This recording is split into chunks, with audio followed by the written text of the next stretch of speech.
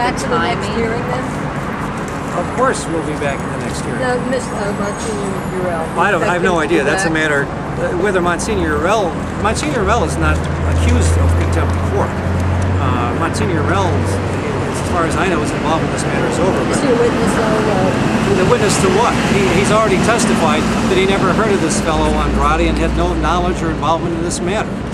Monsignor Urel is not an important player in this case at all. The only reason that his absence has now become such a hot ticket is because it's another reason to beat up the bishop, the media bashing that we sometimes see that takes the focus off of the case, what really happened, and on to bashing the bishop. Do you think that they wanted to question? Yeah. Do you think that the plaintiffs wanted to question Monsignor Urel about things that are irrelevant to this particular case? Do I think that the plaintiff's lawyer questioned Monsignor Urel for an entire day? I don't think the plaintiffs themselves were factored into this matter at all. This is between lawyers. No, I meant the plaintiff's lawyers. I'm sorry. Do you think that their questioning of Monsignor Urel,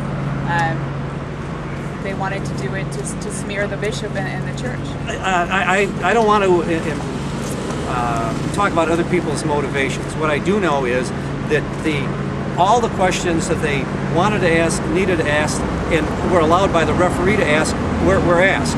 And it all boiled down to that Bishop, that Monsignor Urel did not know anything about this entire matter.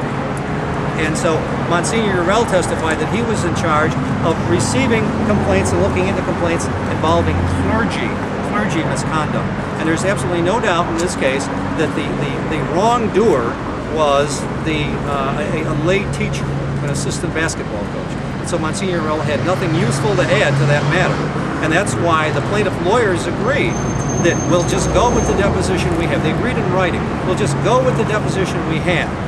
But then, after they found out he was getting medical treatment elsewhere, then suddenly for the first time he became a key witness, a critical witness.